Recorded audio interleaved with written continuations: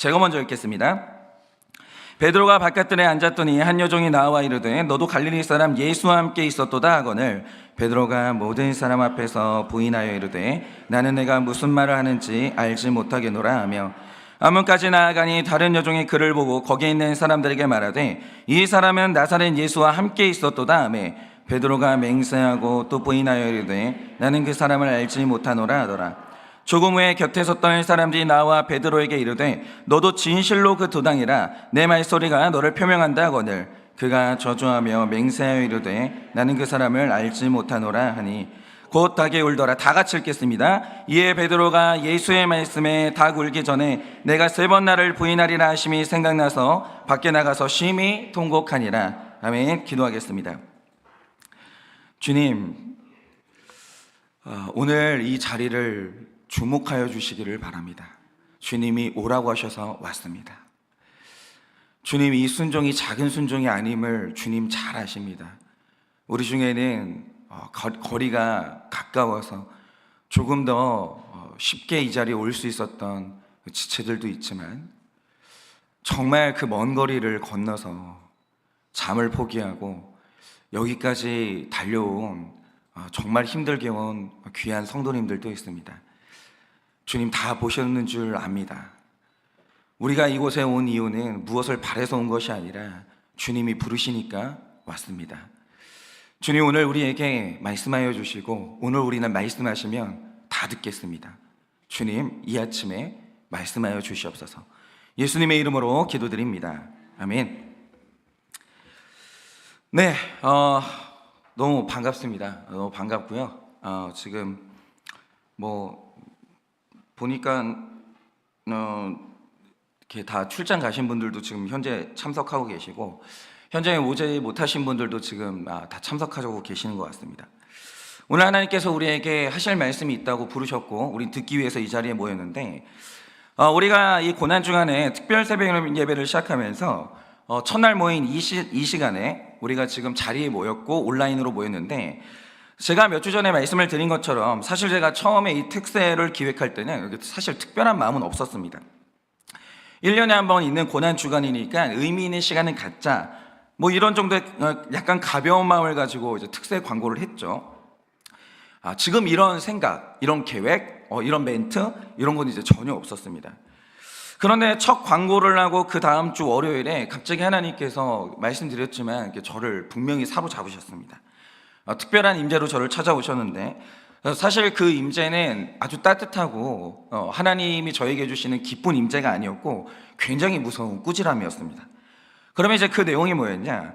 지금 우리 모두가 거짓 화평에 완벽히 속고 있다는 거예요. 그러니까 이런 거죠. 내가 이 정도면 훌륭한 신앙생활을 하고 있고 내가 이 정도면 헌신하고 있지, 이렇게 자기 자신의 신앙생활에 만족하고 있고 그 어떤 위기의식도 갖지 못하고 지금 너무 나태하게 신앙생활하고 있다는 거예요. 그런데 이게 굉장히 위험하다는 거죠. 지금 우리가 사는 이 사회의 이 상황이라는 것은 영적으로 봤을 때 굉장히 심각한 상황인데 그게 보이냐 이거예요. 그러면 하나님이 우리에게 심각하게 여기시는 그 위기의 본질이 뭐냐? 만약 우리가 지금 살고 있는 이 사회, 이 구조가 종교를 적대시하거나 기독교를 반대하는 사회라고 했을 때 이런 환경에서 내가 예수 믿는다고 하면 중요한 게 이거예요. 내가 예수 믿는다고 하면 온 세상이 나를 반대해요. 불이익을 당할 수도 있고 굉장히 목숨이 위태로울 수도 있다는 거죠. 그럼 이 자리에는 몇 명이 모일까요? 만약 그 사회가, 우리가 사는 사회가 그런 사회였다면 지금 여기에 모인 사람이 동일할까? 이런 환경에서 내가 예수님을 믿는다고 하면 그 결심 자체로 어마어마한 대가를 치러야 되고 그렇게 대가를 치른 사람들만 교회 문턱을 넘을 수 있다라고 하면 그러면 그 교회의 모습은 어떤 모습일까?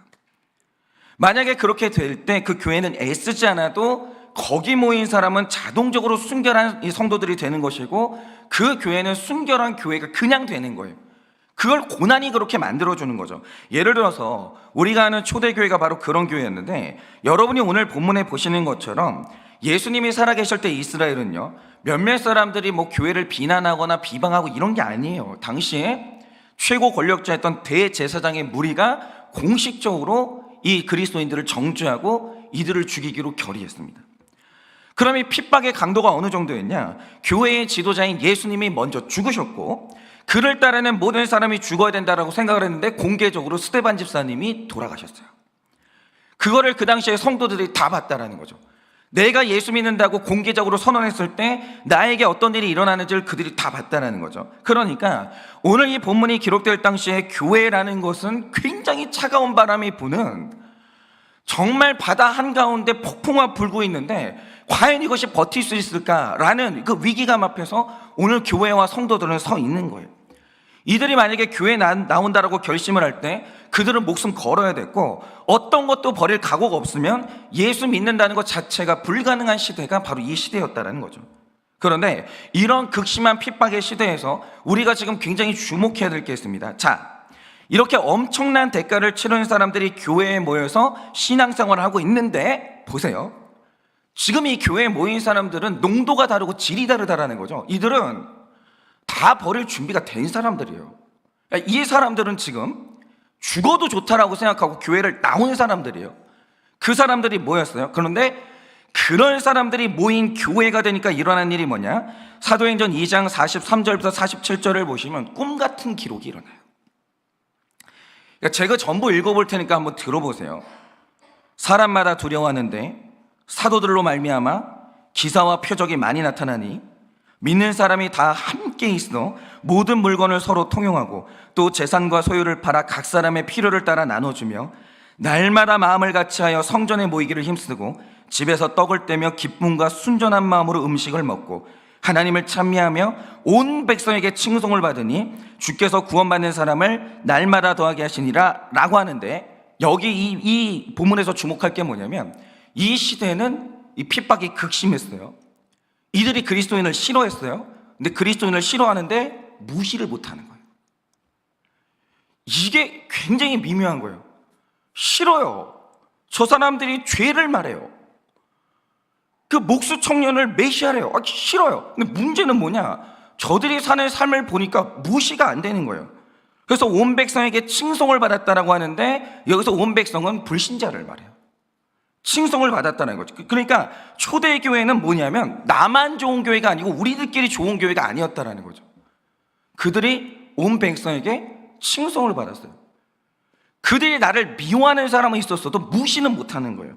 그러니까 이렇게 기록하고 있습니다. 그러니까 보세요.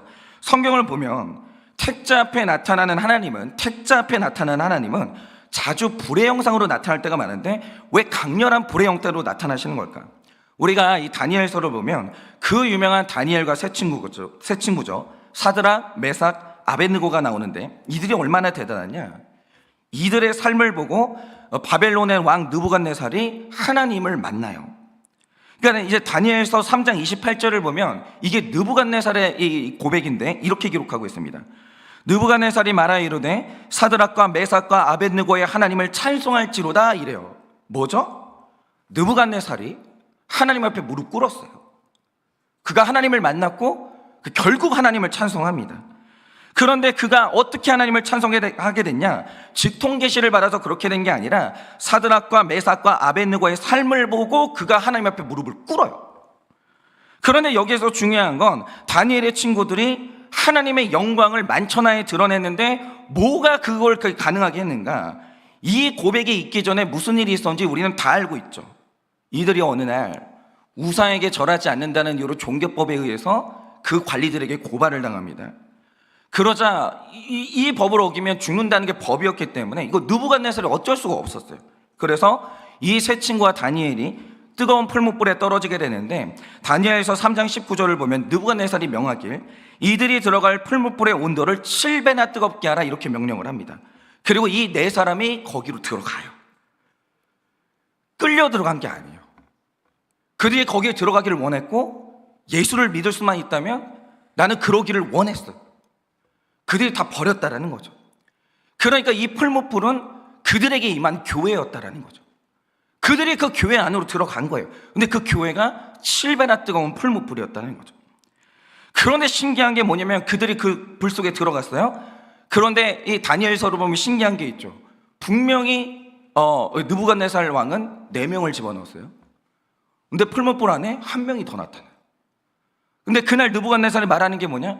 저 형상이 신들의 아들 같지 않냐? 저 한 명이 도대체 누구냐? 그래요. 모든 대가를 다 치르고 죽기를 각오하고 그들이 교회 안으로 진입을 했어요. 그 안은 칠바나 뜨거운 불이었습니다. 근데 그 안에 예수님이 나타나요. 그걸 거기 있던 모든 불신자들이 다 봅니다. 그러니까 이 뜨거운 불을 통과하고 나오니까 그들이 보고 느부갓네살이 하나님께 영광을 돌리는 거예요. 바로 이겁니다. 여기서 불은 의심할 여지 없이 극심한 고난 혹은 하나님을 믿는 것에 대한 강력한 대가 지불을 의미하는데, 이렇게 고난을 통과한 성도들은 어김없이 순결했다라는 거죠. 모든 것을 버릴 준비가 됐기 때문에 그들은 거룩했어요. 그런데 그렇게 모든 것을 버린 사람들이 하나로 모여서 교회를 이루니 거기에 예수님이 나타나시는 거예요. 그런데 그들의 삶을 통해서, 그 공동체를 통해서 예수의 실체를 보게 되니까 불신자들이 하나님을 찬송하고 그들의 삶을 칭송하는 겁니다. 이게 원래 교회예요. 이게 원래 성도예요. 성도는, 교회는 세상에서 미움받을 수 있어요. 근데 무시는 못해요. 결국 교회가 이겨요. 여러분, 역사상 어느 사회도 교회를 이긴 집단은 없어요. 교회를 이겼던 국가는 존재하지 않았어요. 로마도 교회를 못 이겼어요. 원래 교회는 이런 거예요. 그런데 그날 하나님께서 저에게 주신 책망이 뭐냐? 과연 오늘날의 교회가 이 교회냐, 이거예요. 과연 이 시대에, 이 나라에 교회를 향한 핍박이 있냐?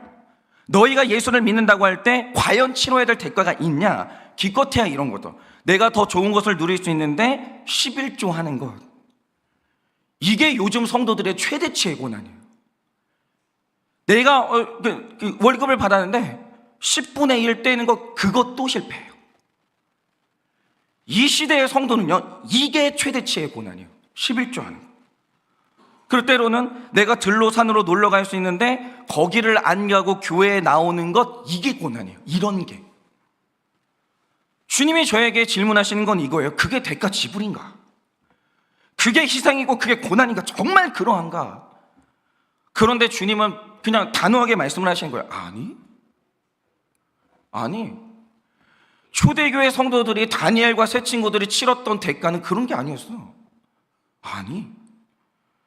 여러분, 지금 이 시대는 한 사람이 교회를 나온다고 할 때 치러야 될 대가가 전혀 없어요. 아무도 대가를 요구하지 않아요. 당해야 될 핍박이 없습니다. 그래서 누구나 올 수 있는 교회가 됐어요. 여기까지는 좋아요. 그래서 이제는 교회에 문턱이라는 게 없기 때문에 이 시대의 교회 안에는 신자와 불신자가 섞여가지고 뒤범벅이 돼 있어요. 신본주의와 인본주의자가 여기 섞여가지고 뒤범벅이 돼 있어요. 근데 중요한 게 뭐냐? 교회 안에 신본주의자 있습니다. 누구나 들어올 수 있기 때문에 인본주의자도 있어요. 근데 중요한 사실은 뭐냐? 교회가 인본주의자가 이기고 있다는 거예요. 오히려 복음 그 자체를 말하면 시대에 뒤떨어졌다는 비판을 받게 되고, 회개하자라고 하면 왜 회개를 공개적으로 해야 되냐고 오히려 회개하는 사람에게 문제 제기를 하는 그런 이상한 현상이 일어났어요. 교회 역사를 보세요. 단 한 번도 회개를 숨어서 하는 데서 부흥이 일어난 역사가 없다고요. 그래서 역사의 흐름을 따라서, 하나님이 원하시는 것을 따라서 우리가 회개를 하기 시작해요. 갑자기 사람들이 입을 다물라는 거예요. 왜 회개를 공개적으로 해? 왜 그래? 오히려 있잖아요, 말씀대로 살면 교회에서 그 사람이 더 이상한 취급을 받는 거예요. 그러면 오늘 이 시대에 제가 말하는 게 아니라 교회가 본질을 잃어버렸다는 객관적인 증거가 뭐냐? 지금 우리가 심각한 위기감을 가지고 다시 말씀드립니다. 사도행전의 말씀을 보면 교회가 교회답다는 증거를 누가 해주나? 그 불신자가 하는 거예요. 그걸 우리가 외면할 수가 없는 거예요. 그런데 지금 우리가 심각한 위기감을 가지고 요즘 뉴스에서 나오는 기사들을 봐야 되는데, 지난 3월 18일 말씀이죠. 그것이 알고 싶다라는 프로그램에 인천에 사는 초등학생이 극심한 학대 끝에 사망한 내용이 방영이 됐어요. 그런데 그 아이를 부검한 의사들의 증언을 들어보면 의사들도 기가 막혀 하는 거예요. 애를 부검하는데 끔찍해가지고 말로 할 수가 없는 거예요. 온몸에 피멍 자국이 있는데 이거 그냥 맞아가지고 된 게 아니에요. 피멍 자국이 있고 수십 군데에 날카로운 물건과 칼로 찔린 자국이 있어요. 얘가 그걸 살아서 당한 거예요, 이 어린아이가.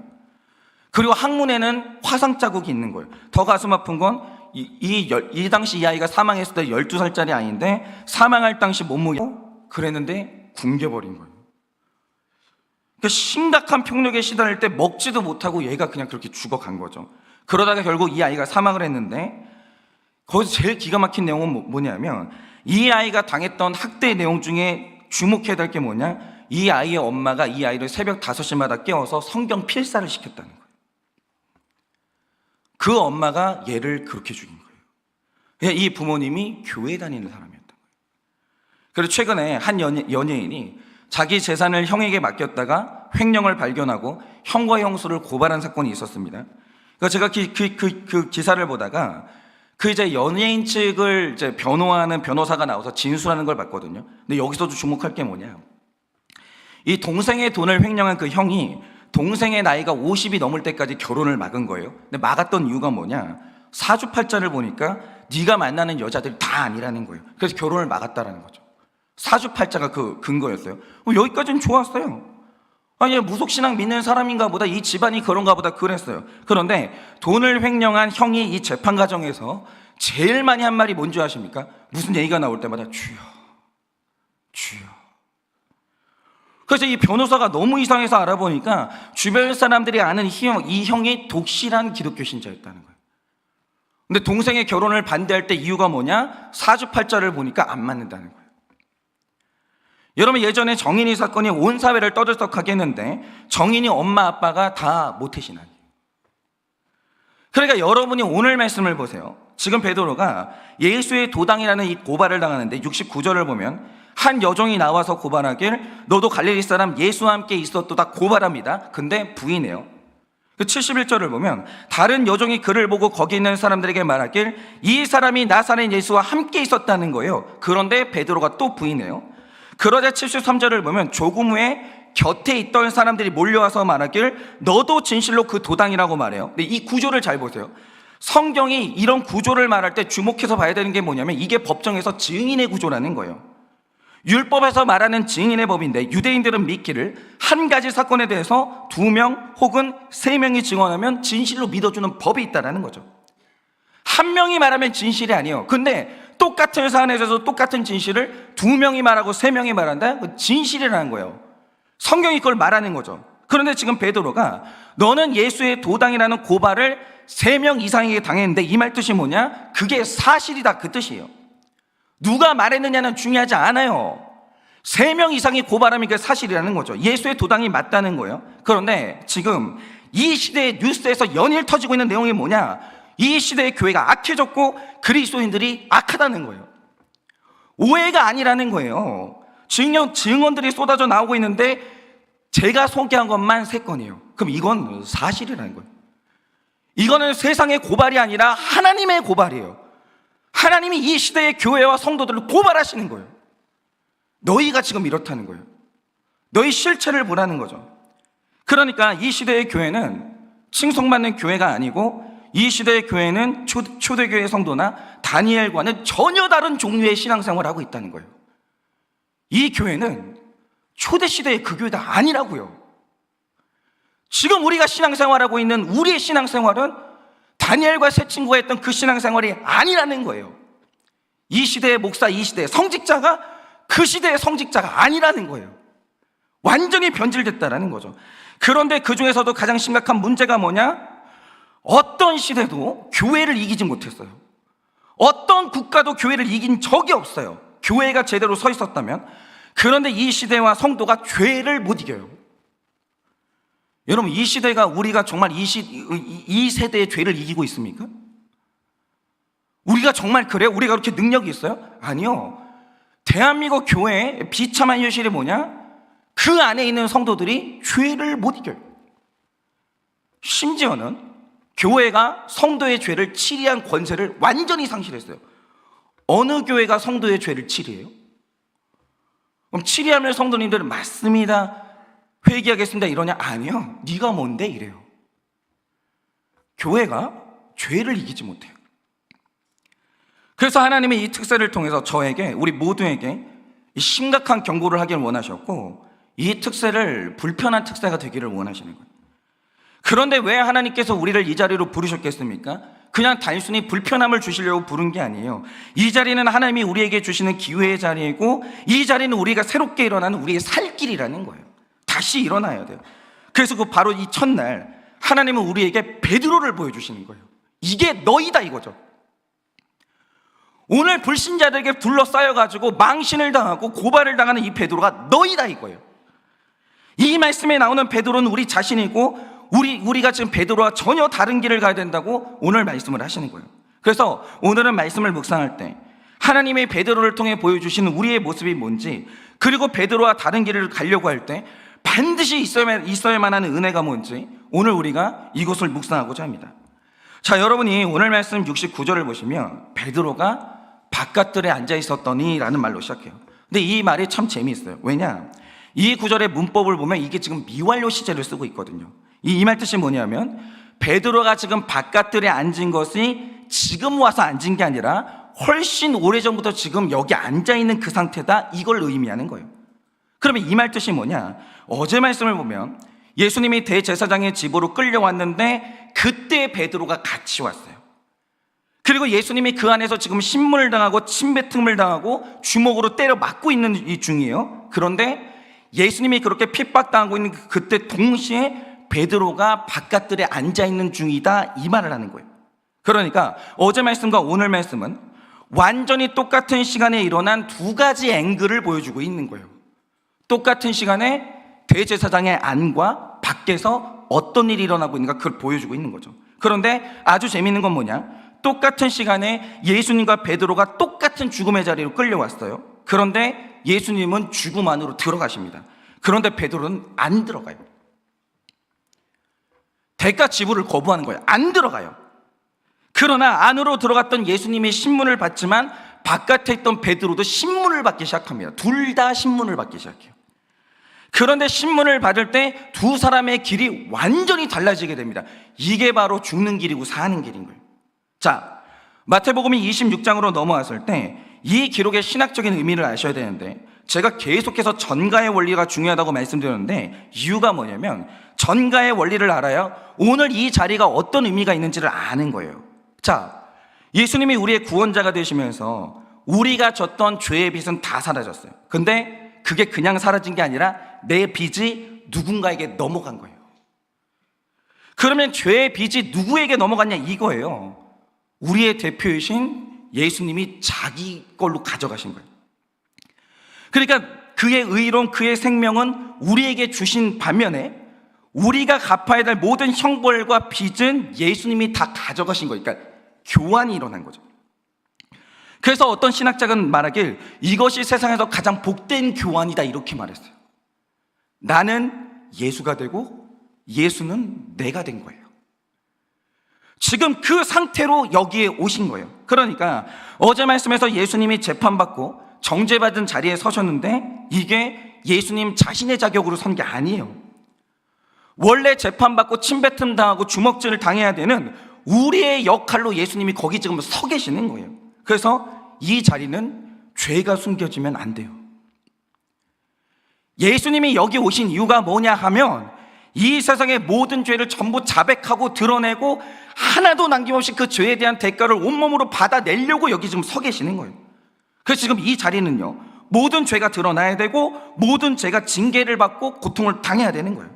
그런데 모든 죄가 전부 드러나려면 오늘 이 법정에서 반드시 두 가지 요소가 있어야 되는 걸 보게 되는데, 하나는 본인 자신의 자백이 있어야 돼요.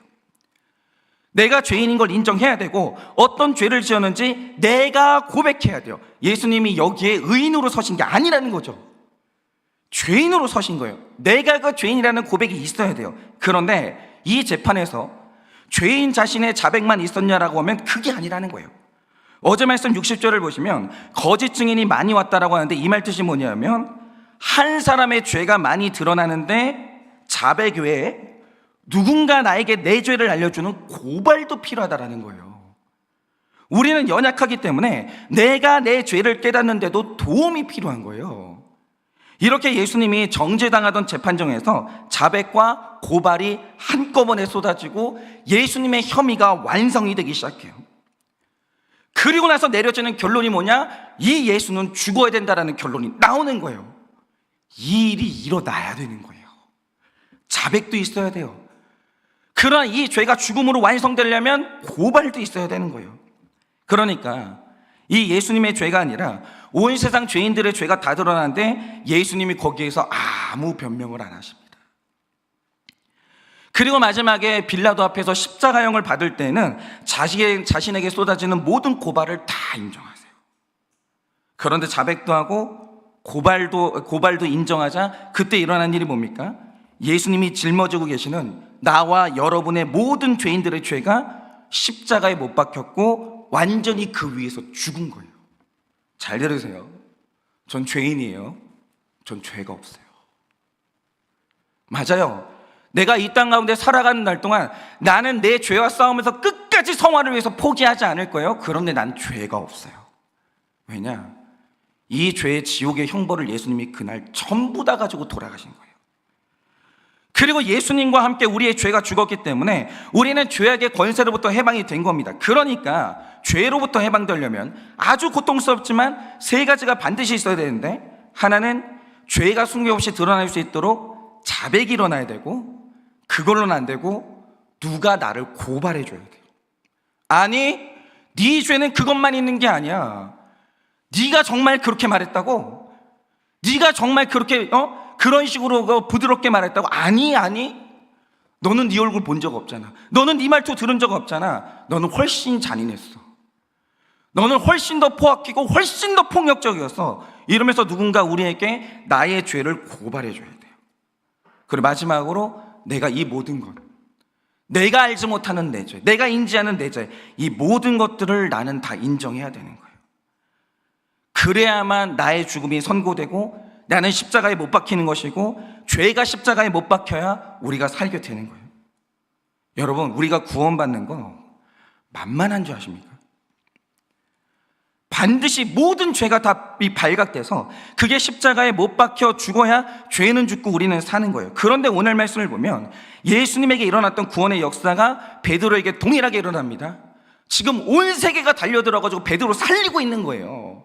여러분, 69절을 보면 베드로가 바깥들에 앉아있을 때 한 여종이 나와요. 그리고 베드로에게 고발을 해줍니다. 또 예수의 도당이잖아. 그런데 여러분이 볼 때는 이 여종이 베드로의 원수 같으십니까? 그게 아니라는 거예요. 베드로의 죄를 고발해주는 이 69절의 여종은 사실 베드로의 구원을 돕고 있는 협력자인 거예요. 만약 69절의 여종이 베드로를 고발했을 때 베드로가 맞다고, 나는 예수님의 도당이고 거기에 더해서 나는 배신자라고 만약에 인정을 하면서 자기 죄를 십자가에 못 박았다면 죄가 그만큼 빨리 죽었을 거예요. 그리고 베드로가 당해야 될 수치와 치러야 될 대가가 정말 줄어들었을 겁니다. 그런데 어제 말씀의 예수님과 오늘 말씀의 베드로의 기록을 보면 어마무시한 차이가 있어요. 어제 말씀의 예수님은 죄가 없는 분이에요. 그런데 고발을 당합니다.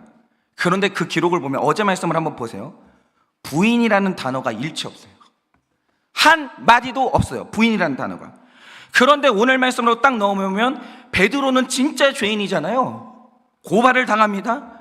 지금 온 세계가 달려들어가지고 이 사람 살려보려고 고발을 해요. 그런데 여기서부터 부인이라는 단어가 나와요. 그런데 오늘 본문을 유심히 보면 참 신기한 게요, 부인하자마자 71절을 보면 그가 앞문으로 나갔다라고 하는데 이게 뭡니까? 69절까지는 그래도 베드로가 그나마 예수님과 더 가까운 바깥 뜰에 있었어요. 그런데 내가 내 죄를 부인하자마자 그가 멀어지기 시작해요. 앞문으로 이동하게 되면서 예수님과 딱 그만큼 멀어지게 됩니다. 그리고 71절을 보면 다른 여종이 두 번째 기회를 줘요. 두 번째 고발을 당하거든요. 너 예수의 도당 아니냐? 두 번째 고발을 당합니다. 그러자 72절에서 두 번째 부인을 하게 되는데, 그러자 일어난 일이 뭡니까? 첫 번째 부인을 했을 때는 그의 몸이 멀어졌는데 두 번째로 부인할 때는 맹세하면서 부인했거든요. 이게 뭐냐? 베드로가 예수님과 몸만 멀어지는 게 아니라 마음이 멀어지기 시작해요. 영적으로 서서히 분리되기 시작합니다. 그리고 73절에 세 번째 고발을 당하는데 이때는 여종에게만 고발을 당하는 게 아니라 곁에 있던 사람들이, 이 사람을 포기할 수 없었던 하나님께서 사람들을 전부 동원해가지고, 여러분 제가 말씀드리잖아요, 3명 이상의 증인이 나타나면 진실이에요. 그 사람들이 달려들어가지고 고발을 해주는 거예요. 회개하라고, 구원받으라고. 이번에는 이 베드로가 당하는 수치가 눈덩이처럼 불어나기 시작하는 거예요. 그런데 이번에도 베드로는 부인해요. 니들이 나를 모르는 거야. 오해하는 거야. 내가 나를 제일 잘 알아. 부인을 합니다. 이번에는 저주하며 맹세하며 부인하는데 세 번째로 부인하자 일어난 일이 뭡니까? 75절을 보면 그가 서 있는 위치가 달라지는데 밖에 나가 있어요. 완전히 밖으로 나갔어요. 완전히. 그리고 거기서 통곡하는 거예요. 뭐죠? 처음에는 바깥 뜰에 있다가 그때 회개가 안 되니까 앞문까지 나가면서 멀어집니다. 그런데 그때도 회개가 안 되니까 이제는 완전히 바깥으로 나가버린 거예요. 떠내려가는 거예요. 저는 이게 이 시대의 현실이고 우리의 현실이라고 생각해요. 여러분, 우리 다 성경 알잖아요. 우리 예수 믿잖아요. 여러분, 성경 아는 사람들은 아는 게 있어요. 회개는 무조건 좋은 거예요. 제 말이 틀려요? 그러니까 제 말이 틀리면 틀렸다고 말을 해주세요. 여러분, 기독교는요, 유일하게 죄를 말하는 종교예요. 기독교에서 회개라는 단어는 무조건 좋은 단어예요. 그러니까 회개는 많이 하면 할수록 좋아요. 근데 이상하죠. 제사하기 너무 힘들어요. 그러니까 우리 교회는 구속사를 말하는 교회예요. 제가, 여러분 아시잖아요. 설교 360일 들어보시면 말하는 주제가 딱 하나예요. 회개하라예요. 근데 이상한 게 뭔지 아세요? 회개가 그렇게 어려워요. 저항이 그렇게 많아요. 당신이 뭘 알아? 나에 대해서 알아? 아닌데? 부인. 고발에 대해서 인정을 안 해요. 여러분 잘 들으세요. 교회는 점집이 아니에요. 목사는 무당이 아니에요. 여러분이 입 다물고 있는데 목사 눈에 갑자기 막 영안이 열리고 보이는 게 있어서 보인다 음란죄가 있구먼, 돈을 훔쳤구먼. 교회는 이런 일이 없다고요. 죄에 대해서 하나님이 기다리시는 게 뭐냐? 네가 먼저 자백하라는 거예요. 하나님은 인격적이신 분이기 때문에 여러분의 자백이 먼저예요. 여러분, 우리 교회는 순서가 있어요. 자백하지 않는 사람한테 고발하지 않아요. 여러분이 여러분 죄를 자백하지 않으면 교회는 어떤 것도 도와줄 수 없고 심지어 하나님도 여러분의 구원을 도울 수가 없어요. 내가 말하지 않고 숨겨놓는 죄가 있는데 그걸 어떻게 처방할 거예요? 우리 중에 여러분에게 그 숨겨진 마음을 볼 수 있는 관심법 가진 목자님은 아무도 없어요. 그 죄가 드러나서 십자가에 못 박히고 여러분이 순결해지려면 내가 꺼내야 될 거 아니에요. 여러분이 안 꺼내고 숨겨놓고 있으면 그건 누구도 못 도와줘요. 여러분, 이날 예수님이 적극적으로 자기의 죄를 부인했으면 빌라도도 예수님을 십자가에 못 박지 못해요. 결정적으로 예수님이 인정을 하니까 십자가에 못 박힌 거예요. 여러분이 자백하지 않으면 그 숨겨놓고 있는 죄는 아무도 못 도와줘요. 아무도. 그러니까 제가 너무 안타까운 게 뭐냐, 어떤 분들을 보면요, 죄의 결과가 손을 쓸 수가 없는 막장까지 와야 공동체에 오시는 분들이 있어요. 그러면 그 전에 그분들이 교회를 안 다녔냐, 소그룹이 없었냐, 교우가 없었냐? 있었죠. 그럼 자백을 안 하는 거예요. 문제가 있잖아요. 차오르고 내가 이제 숨길 수 없어가지고 꺼낼 수밖에 없을 때나 자백을 하지, 그거 아니고는 사람들 다 자백을 안 해요. 잘 들으세요. 그 상태는 죄가 해결이 안 돼요. 여러분, 나 혼자 알고 있으면서 수치도 안 당하고 어떤 대가 지불도 안 하고 꽁꽁 숨겨놓으면서 주님 잘못했습니다. 여러분, 이래가지고 죄가 죽을 것 같으십니까? 천만의 말씀입니다. 여러분, 예수님이 어떻게 죽으셨어요? 끌려가가지고 자백하고 고발당하고 수치당하고 대가 지불하고 그리고 십자가에 못 박으니까 죽는 거예요. 죄가 안 죽어요. 죄의 생명력이 얼마나 질긴지 아십니까? 안 죽어요, 죄는. 첫 인류가 태어났던 그날부터 죄는 지금까지 죽어본 적이 없어요. 그냥 나 혼자 꽁꽁 숨겨놓고 어떤 수치도 당하지 않고 주님 잘못했습니다, 이래가지고 죽는 게 아니라는 거예요. 그런데 자백함으로 영적으로 편한 사람이 되고 영적인 실력이 올라가면 이제 배우자, 자녀들과 주변 사람들이 여러분의 죄를 고발해주기 시작해요. 아빠, 그거 아빠 죄 아니야. 아빠 그거보다 훨씬 심각해.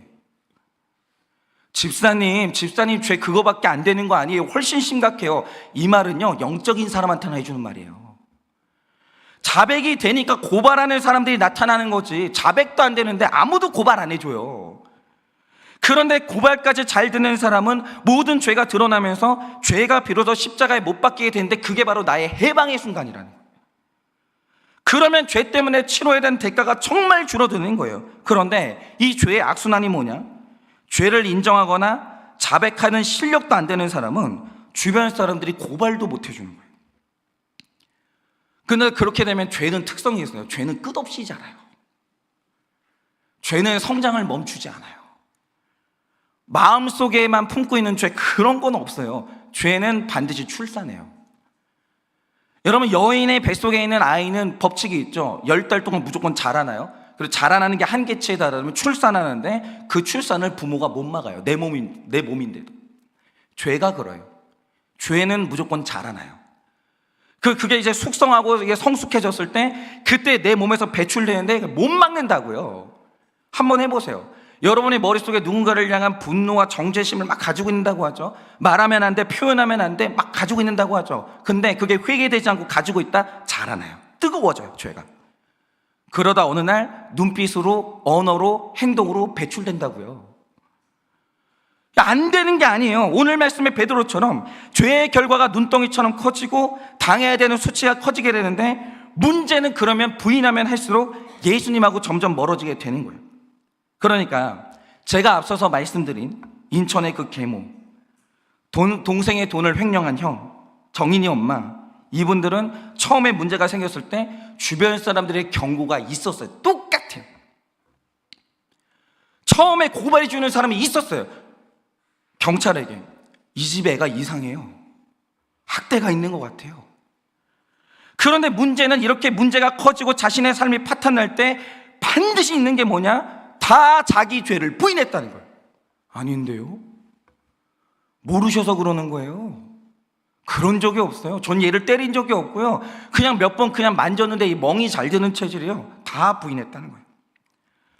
특별히 처음에 말씀드린 인천의 계모를 보면 이 여성을 조사하는 과정에서 심리 상담을 했는데 가면성 인격장애라는 판정을 받았거든요. 이게 뭐냐? 이분이 성형 중독이 되게 심했어요. 그리고 나만 성형을 하는 게 아니라 남편한테도 성형을 요구할 정도로 다른 사람 눈에 아름답게 보이기를 원했는데 그 집에 속사정이 골마 터지고 있었거든요. 여러분, 이 계모가 처음부터 얘를 미워했겠어요? 아니에요. 미워하는 마음이 드는데 그 미워하는 마음이 너무 괴로웠을 거예요. 나 얘가 왜 이렇게 밉지? 왜 이게 제어가 안 되지? 나는 왜 얘를 내 자식으로 받아들이지 못하지? 여러분, 그래도 이 사람이 교회 다녔을 거 아니에요. 기도했을 거라고요. 근데 말을 안 해요. 말을 안 해요. 나는 내 자식이 밉다, 받아들여지지 않는다, 내가 왜 이러는지 모르겠다, 말을 안 하는 거예요. 그리고 이게 드러날까 봐 극도로 숨기고 두려워하는 거예요. 그런데 그러자 그 안에서 죄가 미친 듯이 자라기 시작해요. 그러다 어느 날 폭주하기 시작해요.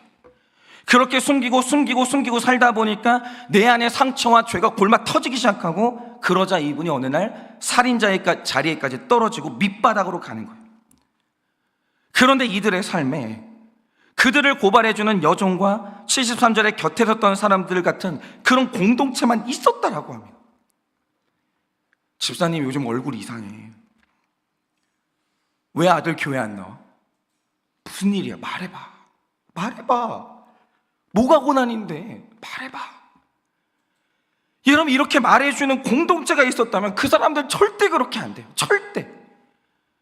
다 우리 가면 쓰고 살거든요. 속아주지 않는 그 공동체 하나만 있었다면 절대 그렇게 되지 않아요.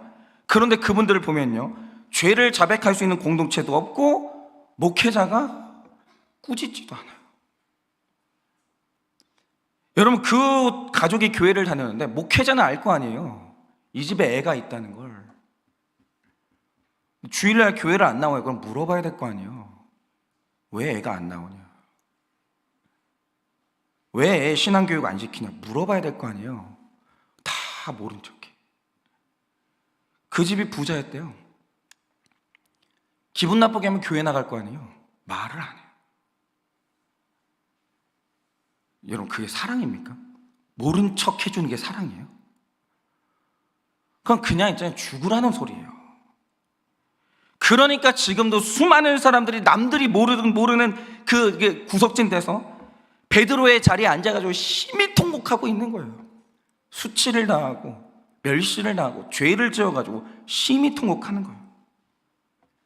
사랑하는 성도 여러분, 하나님이 오늘 이 아침에 우리를 부르셨습니다. 어마어마한 사랑으로 하나님이 오늘 우리에게 말씀하시는 게 뭡니까?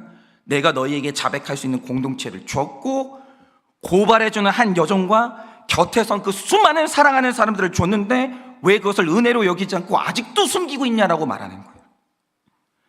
너는 왜 점점 밖으로 도망가냐고 물으시는 거예요. 왜 도망가지? 뭐가 불편하지? 왜 그러는데? 네 마음을 불편하게 하고 찌르는 사람이 네 원수 같니? 아니야. 그 사람이 너 살려주는 고마운 사람인데 왜 자꾸 도망가냐고, 왜 자꾸 숨기냐고, 왜 네 안에 있는 그 문제들을 점점 키우냐라고 말씀하고 계시는 거예요. 여러분, 예수님이 들으셨던 고발의 말씀이 들을 때 여러분, 이제는 우리가 치러야 되는 대가가 있어요. 그게 뭐냐면 제발 그냥 좀 아멘 좀 하세요. 여러분, 우리 교회는 비상식적인 사람들이 모인 교회가 아니에요. 정말 무섭게 그나마 죄 열심히 보는 교회고요, 말씀 열심히 보는 교회예요. 근거도 없이 우리가 사람 비방하려고 모인 줄 아십니까? 아니에요. 정말 하나님의 가치관을 가지고 우리 서로가 살아날 수 있도록 우리가 서로를 향해서 조심스럽게 죄를 말해주고 그 사람의 문제를 말해주는데 왜 그렇게 아멘이 힘들어요? 여러분, 그럼 어디 가서 고발을 들으실 건데요? 어떻게 우리 죄를 이기실 건데요? 여러분, 오늘 말씀에 베드로가 나고 자녀를 죽음까지 학대하는 부모가 나고 돈 욕심에 신앙까지 버리는 사람이 나라는 걸 왜 모르세요? 그걸 알아야 되기 때문에 우리 옆에 지체를 붙여주고 고발을 해주시는데 왜 혈기 내세요? 왜 아니라고 하십니까? 그럼 어디 가서 내 죄를 들으실 거야? 그래서 여러분, 우리가 사는 길은 딱 하나밖에 없는 거예요. 죄를 빨리 해결하는 길은 자백 잘하고 고발의 말씀을 잘 듣는 거예요. 여러분, 오늘 하나님께서 우리를 이 자리까지 부르셔서 첫날 하시는 게 뭡니까? 우리의 실체를 고발하시는 거예요. 여러분, 정말 우리 신앙인입니까? 여러분, 이 교회가 진짜 초대교회 그 교회 맞아요? 제가 하나 여쭤볼게요. 여러분, 자백 잘 하십니까? 고발 잘 들으세요? 여러분, 죄 이기고 있습니까? 오늘 기도하시는 중에 성령님께서 여러분의 죄를 고발하시면 여러분 무조건 아멘 하세요. 아멘이요. 아멘. 무조건 아멘이에요. 주님이 나의 죄를 말씀해 주시면 그 토를 달 필요가 없어요. 무조건 아멘이에요. 왜? 나는 100% 죄인이기 때문에. 공동체가 여러분의 죄를 고발해 주면 그것보다 큰 사랑이 없음을 빨리 아시고 베드로처럼 도망가시면 안 돼요. 왜 밖으로 도망가세요? 아니에요. 거기 딱 붙어 있어야 돼요. 그리고 거기에 아멘 하는 거예요. 여러분, 우리는요, 고발해주는 사람 때문에 밖으로 버림받아서 통곡하는 인생이 아니라 거기서 아멘하고 살아나는 인생이 우리라는 거예요. 여러분, 우리는 복받은 사람들이에요. 여러분, 우리는 바깥들에서 회개함으로 눈물을 흘리는 인생, 구원받은 것 때문에 감사해서 눈물을 흘리는 인생, 그런 인생이 되기를 원합니다. 여러분, 오늘 이 자리가 얼마나 복된 자리인지를 깨달으시기를 바라요. 그래서 오늘 이 자리가 우리가 새롭게 태어나고 정말 통곡하는 베드로가 아니라 회개함으로 주님을 다시 만나 다시 한번 뜨겁게 시작하는 베드로의 자리가 되어지기를 예수님의 이름으로 축원을 드립니다. 그래서 오늘 제가 첫 번째 적용 숙제를 드릴 텐데, 첫 번째 적용 숙제는 뭐냐? 누구든 좋습니다. 배우자가 제일 좋아요. 그 다음에 자녀가 제일 좋고, 오늘 나의 배우자, 친구, 자녀에게 내 죄가 뭔지를 물으시고 자발적인 수치와 고발을 당해서 첫 번째 죄를 십자가에 못 박으시기를 바랍니다. 여러분, 자발적으로 고발당하세요. 친구, 자녀에게 평소 말하지 못했던 내 죄가 뭔지를 물어보시고 자발적으로 고난을 당하셔서 죄를 십자가에 못 박으시기 바랍니다. 나의 죄를 십자가에 못 박으시는 하루 되시기를 예수님의 이름으로 축원을 드립니다. 제가 이 시간에 기도하고 축도함으로 첫날 예배를 마치고 오른쪽에 교육관에 보면 여러분이 드실 수 있는 식사가 다 준비되어 있습니다. 기도 끝나신 분들은 자유롭게 식사를 하시면 되고요. 오늘 이 자리에서 기도하실 분들은 충분히 기도하시다가 자유롭게 돌아가면 좋겠습니다. 기도하겠습니다. 하나님, 오늘 우리를 이 자리까지 불러주신 주님 너무 감사를 드립니다. 오늘 첫날 주님께서 우리를 너무 사랑해서 고발해 주셨습니다. 주님, 아멘입니다. 내가 내 자녀를 학대하는 악한 부모요, 돈 때문에 예수 팔았던 유다가 바로 저요, 오늘이라도 당장에 예수 부인하고 교회 밖으로 떠날 수도 있는 바로 그 주인이 주님 접니다. 저는 초대시대의 사도가 아닙니다. 가난도 싫고 대접 못 받는 게 자존심 상해서 견딜 수가 없고 쓴소리 들으면 혈기가 나서 참지를 못하는 주님 변질된 사역자입니다. 주님 인정합니다. 주님의 고발에 감사합니다. 주님 아멘입니다. 제가 그 죄인입니다. 주님 살려주시고 가슴 깊은 곳에서 나오는 진짜 회개가 있게 하여 주시고 오늘 하루 고발을 잘 당해서 나의 죄 하나를 십자가에 못 박는 하루가 될 수 있도록 주님이 은혜를 허락하여 주시옵소서. 여기 나온 우리 사랑하는 모든 성도님들, 바깥에서 통곡하는 인생이 아니라 공동체 안에서 기쁨으로 주님께 회개하며 구원의 눈물을 흘리는 우리 모두가 되게 하여 주시옵소서. 지금은 우리 주 예수 그리스도의 은혜와 하나님 아버지의 그 크신 사랑과 성령님의 위로하시고 교통하여 주시는 그 역사하심이 초대교회로 돌아가 주님이 우리의 죄를 말씀하실 때 아멘하고 그 죄가 십자가에 못 박혀 구원받은 감격의 눈물을 흘리기를 원하는 사랑하는 우리 모든 성도들의 머리 위에 지금으로부터 영원 무음토록 함께 있을지어다. 아멘.